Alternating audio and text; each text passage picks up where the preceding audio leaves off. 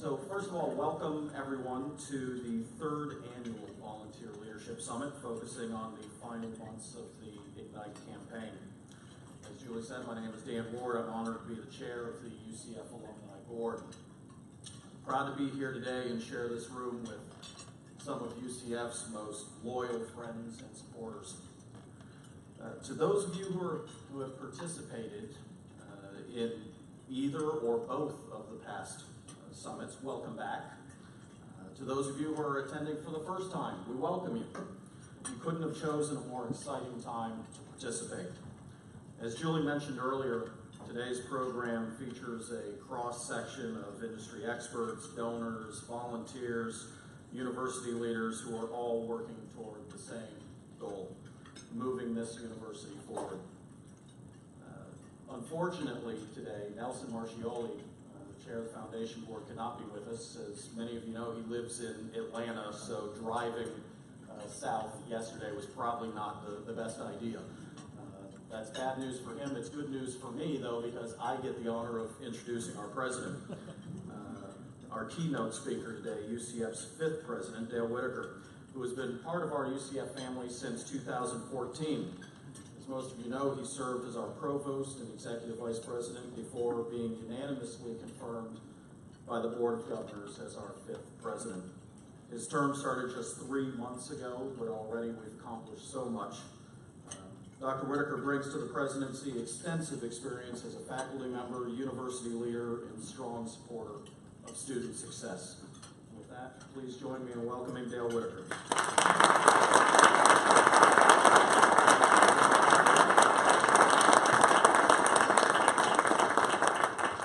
Dan, thanks for that introduction, and I feel fired up. I think you did a great job of that. Every university alumni group wishes that they had a Dan Ward, a leader who is engaged, involved, invested, and really, Dan, a true friend to the university. So thanks for all you do for UCF.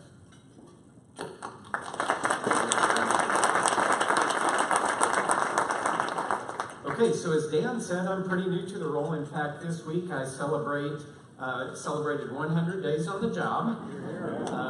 And these past 3 months have been extraordinary. Thank you.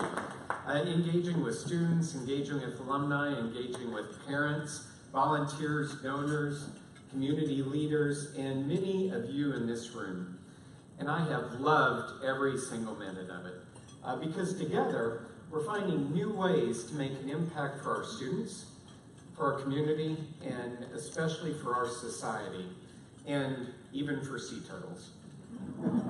And this idea of impact is really what brought Mary and I, and by the way, Julie, thank you for introducing Mary. When I think about the example of a great volunteer, I think about Mary Whittaker.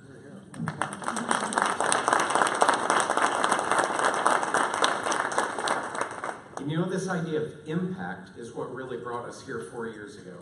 And after those 4 years, and especially in these past 100 days, I know that without a doubt that UCF is the best university in this country.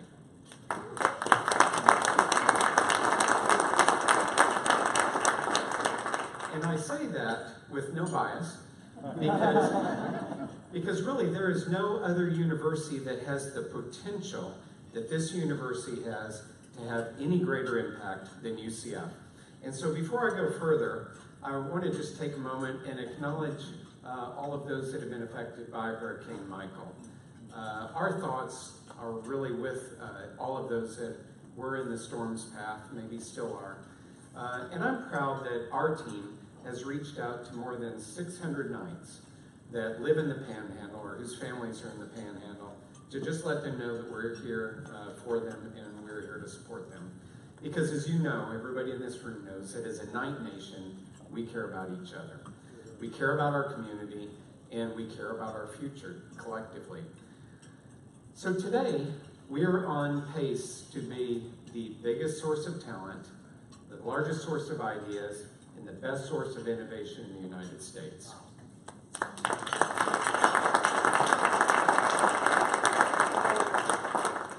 And we have the opportunity to be one of this nation's leading 21st century universities setting the pace for what higher education can and should be for this next generation. And it's fitting that this year's Leadership Summit, Volunteer Leadership Summit, takes place during the same week that we're celebrating the 50th anniversary of classes starting here at UCF. Because when we think about UCF's trajectory, much of our success is attributed to the support and the partnership that we've received from our community and our commitment to a culture of service and a culture of philanthropy. So from the initial Citizens Advisory Board that helped to establish Florida Technological University, to the community leaders who helped build the Medical City, to everyone who has donated to make UCF downtown a reality. So I'd like to say that a university is built by great faculty, and that is absolutely true to Trustee Self. But even more so, the university's legacy is built by its alumni and by its supporters, each of you in this room. And we're certainly creating a great legacy together. Today I'm excited to give you a look at some of the initiatives that one day will define UCF's legacy. And I want to share with you what I'm thinking about as we build UCF's next 50 years together. But first I want to thank you for your partnership and for your passion for UCF and for your trust. I believe that partnerships are made when times are good, but the best partnerships, the ones that sustain and endure, are made when times are difficult. So UCF has a bright future ahead, but we're currently in a bit of a difficult time. And this past month, we had to correct funding issues related to Trevor Colburn Hall, where we used the wrong where the wrong type of money was used to pay for the building, and we made some leadership changes as well as a result. And I want to be clear that no one personally benefited from the misuse of funds. And as president, I'm committed to making sure that we address these issues transparently, working with our board of trustees to make sure, and with the state, to make sure that we put controls in place that will keep this from happening in the future. So it's now our job to rebuild trust in our institution, and I know that you will join me in doing that. We'll protect our students.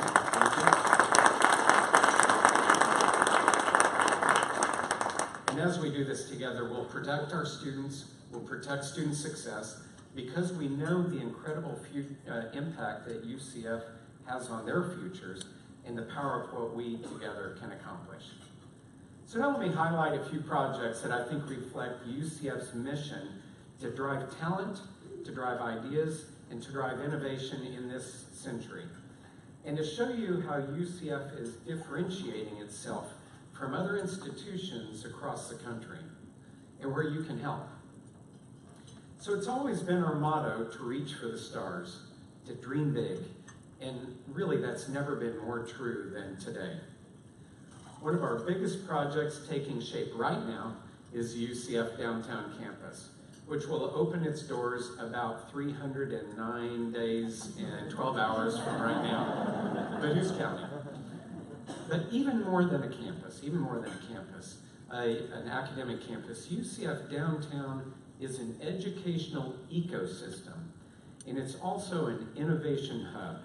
We're working together with longtime partner Valencia College to bring nearly 8,000 students to live, to learn, and to work in the heart of the city.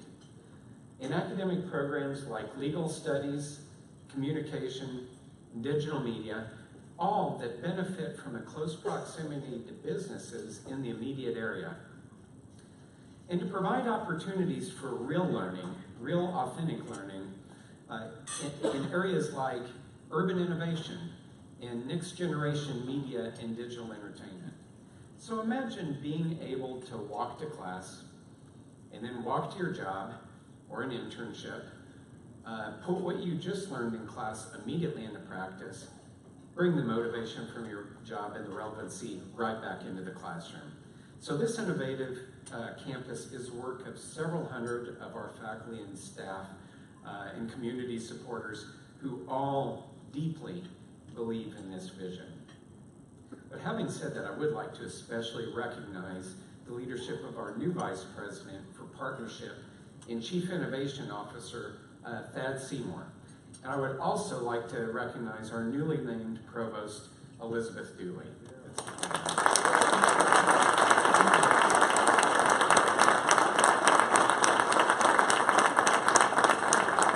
I don't think either of are with us today. I know you were looking around for them, but I wanted to recognize them. And I appreciate their commitment to our students, to innovation, and to our partners. And what excites me most about downtown is really the opportunity to anchor education within the community. And that's why we're working with Valencia. That's why we're working with Orange County Public Schools and other community leaders to create new pathways for Paramore residents that will lead to economic and social mobility through education. One of those pathways opened just last year with the new K-8 school, which is the first neighborhood school in this community in over 40 years. It's located directly across the street from Valencia and our downtown campus. And I have to tell you that one of my favorite moments since we moved here to Orlando was last year in August when that school was opening, and I did a drive-by and watched a father walk his two young children through the neighborhood into their first day of school. And I imagined what lies ahead for those students and their families after them, and how education will transform their lives. Because students like them don't have to wonder what it looks like to go to college. They just look across the street. The campus is right there in their neighborhood and ready and embracing every person in the neighborhood to reach their fullest potential. So we've seen what big developments have done in other cities, and we are committed to ensuring that this campus will be of the community and not just in the community. So by working alongside other partners on things like land trusts that stabilize costs, affordable housing, higher wage jobs, access to health care and medical care in the community, already UCF's nationally recognized community school model is an important part of the new Paramore School. It brings together healthcare providers and after-school programs for the children, but also for their families. And because of the generosity of local philanthropist Harris Rosen, families receive universal pre-K and scholarships to college, UCF, Valencia, or any other state college, any other college in the state, including students who are accepted into our College of Medicine who will also receive free education.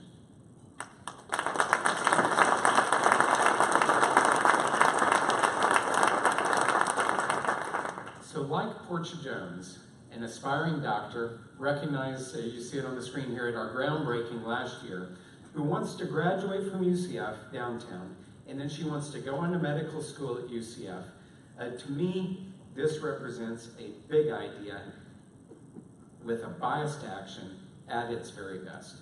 It represents the power of education to transform lives and livelihoods for generations, and the power of philanthropy that made this possible, that made the difference. Another way that we're making a difference, transitioning now to Medical City at Lake Nona, where we're changing the face of healthcare through the creation of our Academic Health Sciences Center and bringing together all of UCF's strengths in health-related academic programs, research and clinical, and community partnerships.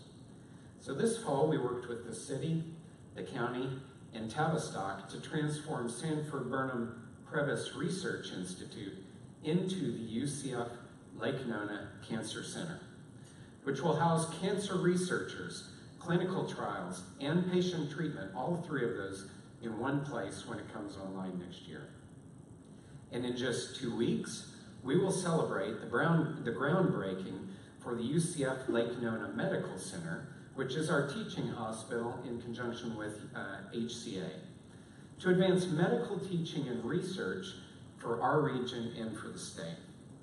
So these are just part of our growing health and wellness ecosystem that benefits students, it benefits faculty researchers, but most importantly, it benefits patients from across our community. The gears are also in motion to move our College of Nursing to Medical City. In this past summer, we have realigned several health programs within our colleges to better accommodate this vision. We hope to eventually move all of those programs into the newly created College of Health Professions, all of those programs which are in the College of Health Professions and Health Sciences, eventually move all of those to our Lake Nona campus as well. Now, because we know that the best ideas come at the intersection of disciplines, we can anchor education with emerging industries and community issues and community needs. The environment that we're building in Lake Nona is designed to create collaboration and to create meaningful partnerships, with the ultimate goal of elevating patient care, conquering common diseases, and becoming a model for not only how health and wellness are practiced in the 21st century, but how it's taught. Now, this next project is one of my favorites. Not that those two weren't. I got a lot of favorites. Because it truly embodies what we mean when we say reach for the stars. So last year, a UCF-led consortium was awarded the management of the Arecibo Observatory in Puerto Rico. And in doing so, we received a National Science Foundation grant for more than $20 million over 5 years, which contributed to our record $183 million in research funding last year, the highest in UCF's history.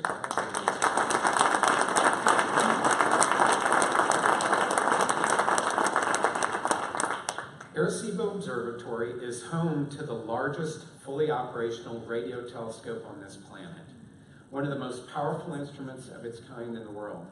And it's made valuable contributions to science over the past 40 years in radio astronomy, atmospheric sciences, and planetary radar research.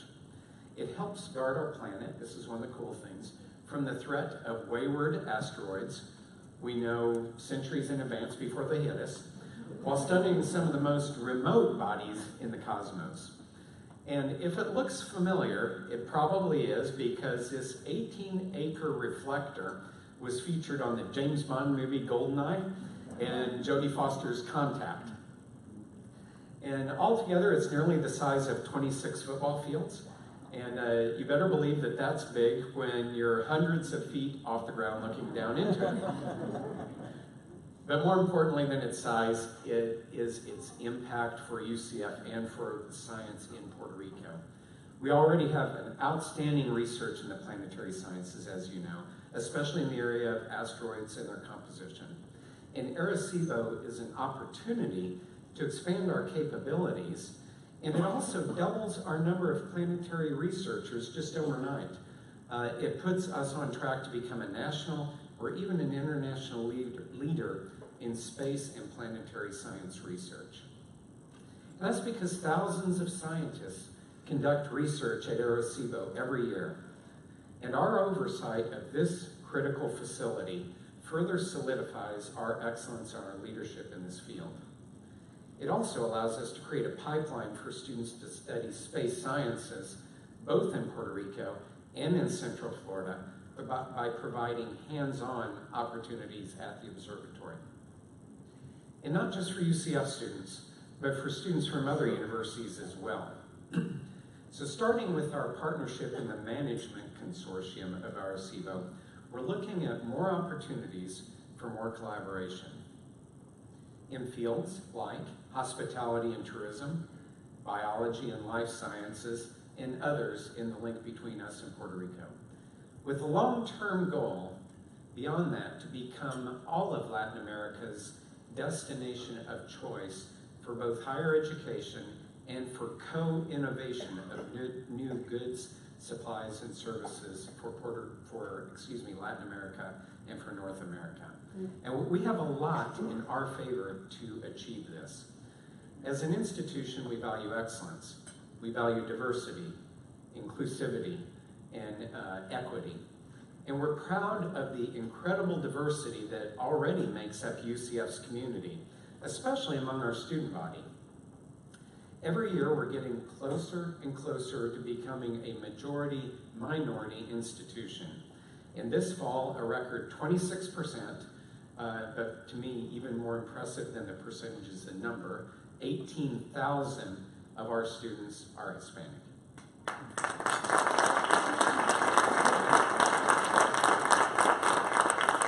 And they help us soon reach the federally designated Hispanic serving institution status and contribute to our vibrant and our welcoming community.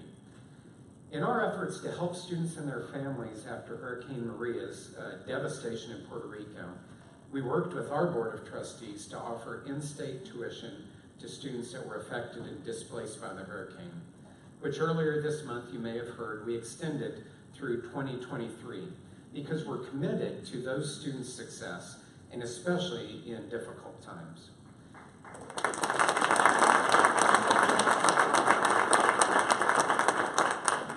In addition, we recently established the Puerto Rico Research Hub that serves our entire Puerto Rican community and to serve as a blueprint for how we can mobilize our distinctive assets of talent and ideas and innovation to address the needs of our community members beyond the walls of UCF.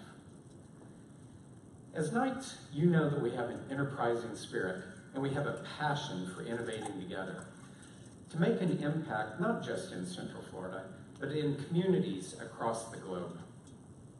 As president, one of my goals is to focus on areas like many of these that I've mentioned where we have unique academic strength already, to solve problems that are important locally in Central Florida, but when solved, will have a global impact in communities like ours around the world, even in the ways that we learn and we teach each other. For the past 20 years, UCF has been a national leader in digital learning as a way to provide more students with more opportunities for high-quality education.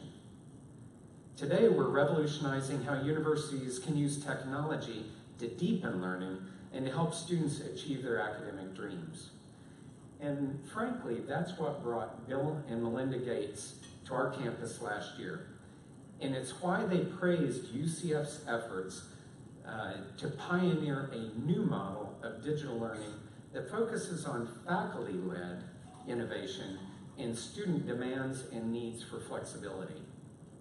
So with nearly half of our student body working at least 20 hours a week, about 55,000 of our students at any one time are taking at least one digital class, one online class. And often in those classes, they are performing better. 2 years ago, UCF teamed up with Boston Consulting Group and several other institutions that included Arizona State and Georgia State to share data and best practices on online learning. We found among all of us that students that took blended classes, or those that incorporate both online learning with face-to-face learning, perform better than those who take fully face-to-face or fully online. And the students, the more online students, the more online classes that a student takes, the faster they graduate. So ultimately, our digital learning is helping close the achievement gap for underrepresented students. It's driving access to quality, and it's keeping the cost down. But don't take my word for it. Let's take a look from our new friend, Bill Gates.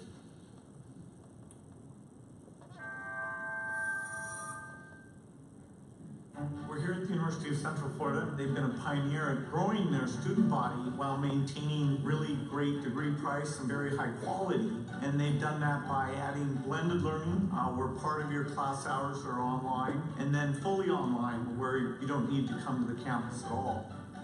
I work anywhere from 30 to 50 hours in a given week. I have no set hours, no set days off. Online classes work for me because I can go at my own pace, do the work whenever I have the time off from work. Many of our students here have a lot on their plate, and they can't always find time to come to campus and take classes in a traditional way. And so I see online education as making a degree more accessible. Like, I like math a lot. We were given like the opportunity to take intermediate algebra and college algebra in the same semester. With the online, it just got adapted to the way I learned and like what I knew and what I needed to improve on, and how I could improve on it. It was a huge advantage. Over 40% now of all credit hours are online or mixed mode. They're woven into the fabric at UCF. Figuring out in the online format how you create a sense of connection, that's where people have had to be innovative, and this university's been a leader in experimenting with that. They put together a Center for Distributed Learning to help the professors to learn about how to do a good online course. Some professors are great because of their charisma and their lecturing abilities. When you translate to an online environment, you actually have a blank canvas to work from, and you have to work really hard to project your personality. One of the most important parts was being connected with my instructional designer. I saw myself as the expert in anthropology, but she is the expert in online teaching and learning. So can you create like a juvenile book? Getting feedback on what material works, bringing those professors up to speed. It's taken a lot of years to get these things right, but now a lot is known about how to do this well, and this university's been a leader in that.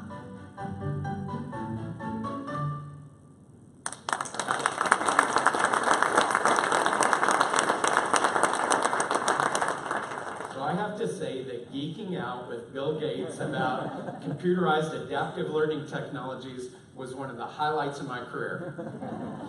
And one of the coolest UCF moments of the past decade for all of us. So because it speaks to the incredible recognition that this institution is giving, because it's changing the face of higher education, and it's leading the way for the 21st century. Among higher ed circles, UCF is said now to have broken the iron triangle, which means that the iron triangle of cost, access, and quality. And so what that means is we've found a way to increase opportunities for students to achieve an affordable, very high quality degree. Did you know that nearly half of UCF students graduate from college with zero debt? And for those that do have debt, our average student loan is $10,000 than the national average.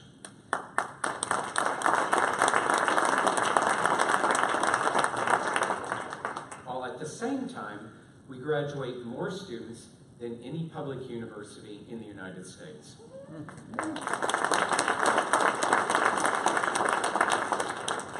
Now, as UCF has grown, so has our quality. In fact, this year we welcomed the most accomplished freshman class in UCF's history with a record 4.11 GPA, you heard that right, that's on a 4.0 scale, and a 1328 SAT. And this is what impresses me so much, 316 National Merit Scholars this year. Gordon, thank you for your work. The most that this university has ever had.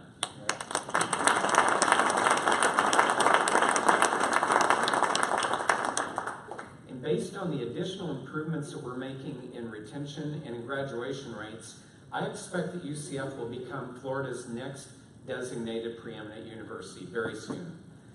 And like Bill Gates said, UCF is proving that colleges and universities need to be not only better, but bigger and better. And UCF has shown a pioneering spirit in how this can be done. So already this fall, we've been named to the first cohort of the International Microsoft Flagship School Program. And this 5-year collaboration with Microsoft will involve sharing, and the other schools, will involve sharing best practices and developing new technologies that create authentic learning environments that will prepare students for the jobs of their future, and also better position them for opportunities in rapidly growing industries. And just to be clear about this, UCF was the only university in North America to be selected into this program.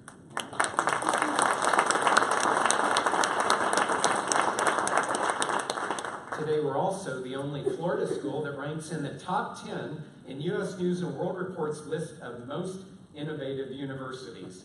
And that would be above Duke, Johns Hopkins, Harvard, and Princeton. Again, not that I looked at the list too closely, but some schools just jump out at you for some reason. So this is a ranking that's based primarily on reputation and voting by academic peers. And in case you didn't hear, we're also the only Florida school in the top 10 in another poll that coaches tend to write down on. Who's keeping track of football this year? Go Knights. Charge on. All right, so what I'll say is last year's undefeated season was worth more than $200 million in equivalent advertising exposure for UCF. Most of this from the last 4 games alone. And in addition to that, I've got to say I'm equally proud of our students as athletes and their success off the field. Our students have an academic progress rate that's the highest in the university's history, and our football team, that's for all athletes, and our football team alone has the highest academic progress rate of any team in the state of Florida.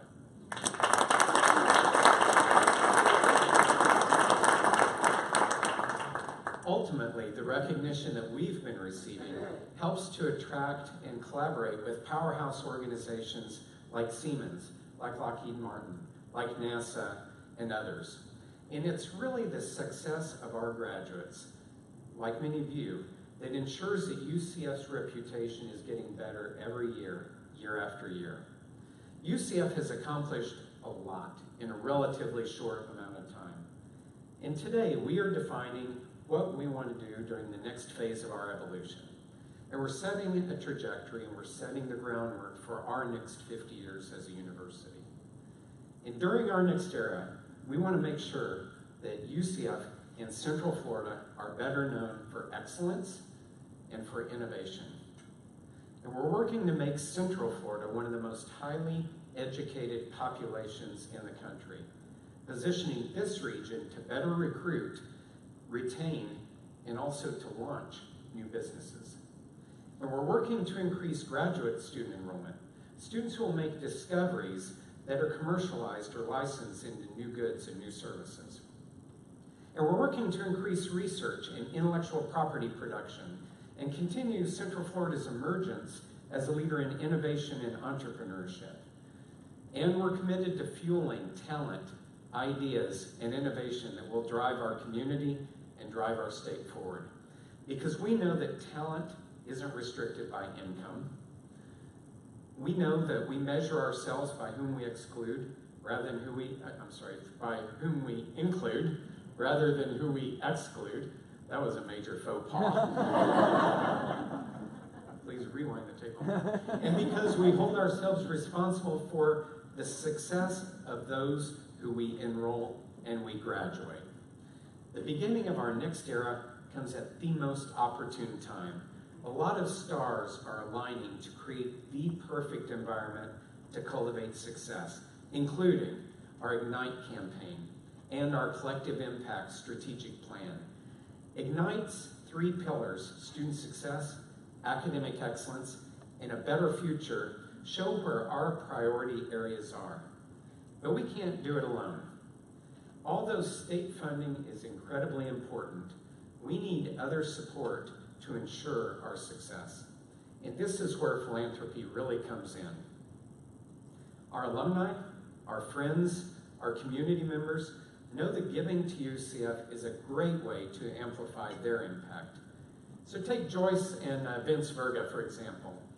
Last month, they committed more than $10 million to support UCF athletics and the College of Business Professional Selling Program as the single largest alumni gift in UCF's history.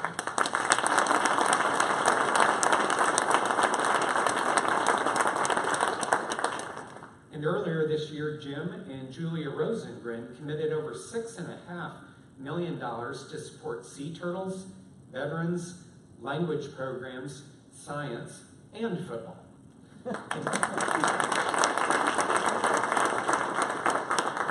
Because as Jim said, they could spread the love by giving to a lot of different areas that they are passionate about. But more important, they saw that it's not just about the money, but really what the money can do. One of the programs benefiting from the Rosengrens' generosity is UCF Restores, This is a research lab and a clinic that provides a unique approach to studying and treating PTSD through virtual reality. Jim's son, Josh, is an Army veteran, and he was treated at the Restores Clinic after returning from 2 tours in Iraq with PTSD syndromes, severe PTSD syndromes. The clinic has shown remarkable success in treating PTSD, providing now more than 450 veterans and active military with no-cost therapy, and helping hundreds of other first responders that include those from Pulse, Las Vegas, and Parkland. And just this month, UCF Restores is opening its second clinic, a new location in Brevard County that received another $10 million from the Department of Defense to expand to 3 military bases outside of the state, or in addition to Brevard, expanding to 3 more military bases. So the work of Dr. Deb Vital and her team is truly extraordinary, but Restore's impact is best appreciated by those who have been impacted by it. So I'd like to share a few of their stories with you.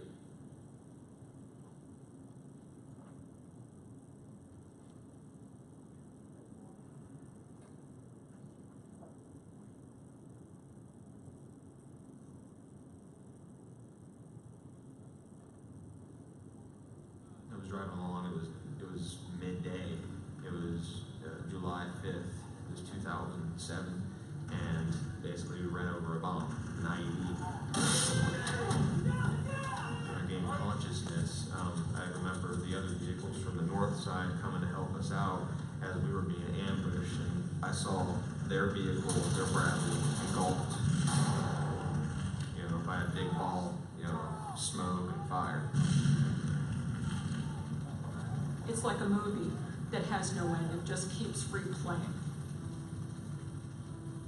You can't sleep because your body is so wound up. You're hypervigilant. You're looking back and front, forward, and you don't trust people. You don't know what they're going to do. I felt like I was very hopeless and nobody, could help me and nobody could understand me. I couldn't maintain a job. I was destroying my entire life as well as people's lives around me.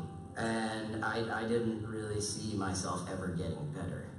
I would try to seek a lot of thrills or, try to get that adrenaline rush, and it was basically through bad means. I didn't want to get any help, I'm fine, nothing's wrong with me, but there's a lot of my actions that said differently. The Restore program saved my life. They gave me a new understanding of myself.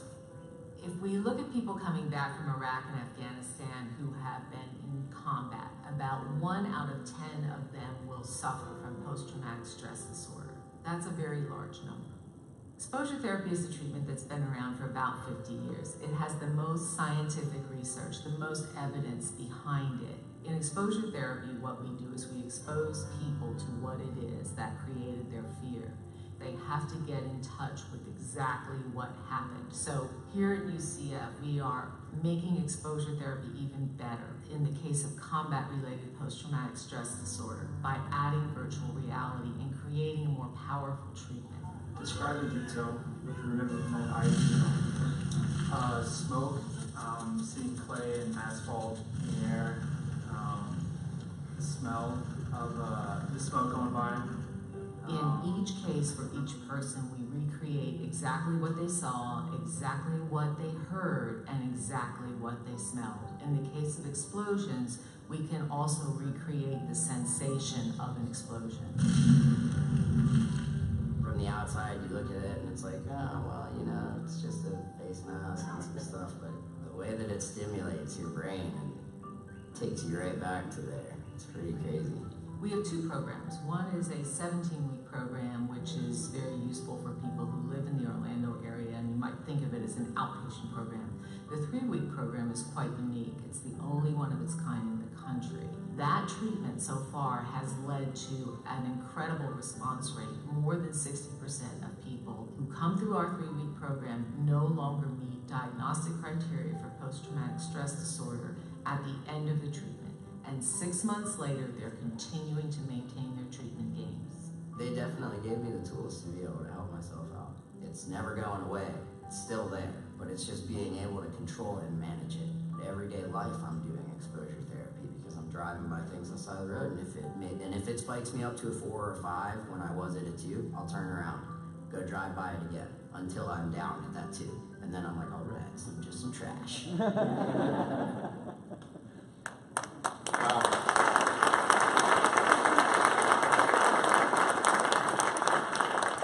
Pretty incredible. The Rosengrens saw this impact firsthand, and they knew that they could make a bigger difference with UCF than they could anywhere else in the country. Now their generosity will help hundreds of more first responders and veterans just like Josh. And it's stories like these, and the work I see our faculty, our staff, and our students doing every day to make a difference, that's when I know that UCF is the most exciting place to be. And being its president is the most rewarding job in the country. Together, we're making a positive, lasting impact on students and on society. And we're entering the home stretch of our historic fundraising campaign, Ignite. Ignite launched publicly in September of 2016 with a very ambitious goal of $500 million. And thanks to each of you and many others who have raised we have collectively raised about $440 million toward that goal.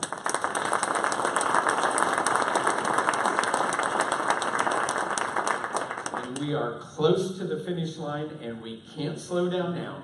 So I hope that each of you will join me in continuing to be a UCF advocate, a storyteller, and reach out to all of those around you to share the extraordinary work that we're doing on this campus.